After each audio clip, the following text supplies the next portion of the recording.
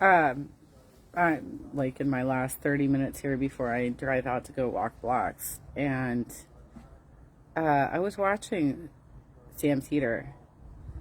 I think he regularly puts Nomiki Konst in as a correspondent. I don't exactly have the best history with her. She does follow me on Twitter because she probably doesn't remember who I am. So I did follow her back. But I really feel like there are some people in society who have obtained the position that they have because they have good headshots. Good headshots. Some of the shit she's saying on his show this morning is so cringe, you guys. So cringe.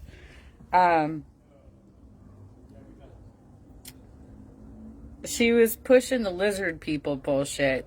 Like, New York City is in charge of the DNC. I did write a comment in the live chat that I think the California delegation might challenge your statistics on that. Okay, so New York City is apparently New York State is apparently in charge of the DNC. By the way, she's a DNC member, or at least she used to be. She was definitely a part of the DNC when she was participating in the Unity Commission, where they actually revised the rules about superdelegates and making them, not vote on the first ballot. She's definitely a part of that. She even captured like a TikTok moment. This is before TikTok, but she got herself a video of herself doing an impassioned plea about how consultants are in charge of the party. Consultants are in charge of the party, and she's not wrong. But this is also a woman who regularly appears on Fox News. Now, I get that there might be some argument that maybe you want to present a different voice in front of an audience, a very large audience. But you're also giving them credibility. You're giving them credibility by showing up to their shows.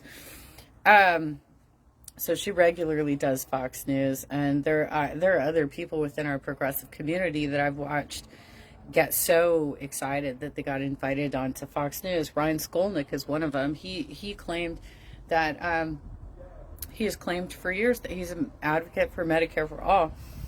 And then in the middle of Bernie running for president, he started supporting Elizabeth Warren, who wasn't even for a real Medicare for all plan. He started doing that. Lauren Steiner as well. She got a spot on Fox News. And after spending a year of saying that Delaney Easton is a charter school advocate, she has years of experience in the charter school industry and presenting evidence to that regard while she was running for governor. She was running for governor, and Gail McLaughlin was running for lieutenant governor. That's how it was going down in 2018. Somewhere like 2 weeks before the primary election, Lauren Steiner went on Fox News and basically endorsed Delaney Easton. And one of the things that she withheld the entire year while she was talking about Delaney's background in charter school, one of the things that she said at the last minute that she started letting out is that she sent both of her kids to charter schools. Why'd you make such a big deal about it then? Like, are you really against charter schools, or are you full of shit and you just say whatever? That's how I feel about Nomiki Konst. Now, I know that there's a candidate that people are not happy with that's running for, I don't know, mayor of New York City or something. I'm not positive about this. I'm not sure what position. And I can't remember the dude's name. But Nomiki dropped like an Italian-American negative reference on Sam Seder's show this morning, and I'm curious why we keep putting people like that on these shows. Like, have you not learned yet? Have you not learned yet that this is not okay? It's not acceptable to attack people based on their identities. Attack them based on their policy positions. I'm getting sick and tired of this bullshit. Okay, so my first experiences with Nomiki Konst was when she pulled out her Rita Skeeter bullshit and came after Arturo Carmona, who was running for special election, congressional district, 34th congressional district, and he was in the lead. He worked on the Bernie campaign. He was in the lead, and somewhere around like 8 or 6 days before the election, he was hit with claims that he was being misogynistic, that he did not handle complaints about a Bernie surrogate from the Nevada convention. He was hit with complaints that he didn't handle that situation properly.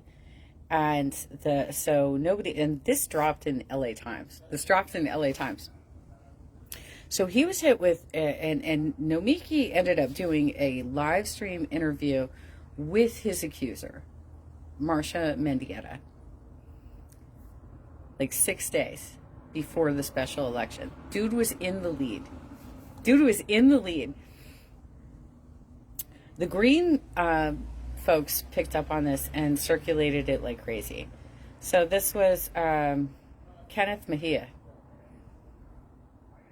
who had no chance in the world of winning that district. But they propagated this smear campaign against Arturo. And who benefited? Who actually advanced through and who won? Jimmy Gomez, the establishment candidate. So yeah, and I got dragged. Nomiki doesn't remember me because I formerly had a different account, and she dragged me on social media. So she's on Sam Seder this morning talking about how she got dragged for not knowing something about an athlete who apparently has some pretty abhorrent views, and how she gave the dudes some praise. And so she's like covering her ass right now, trying to be like, I didn't know.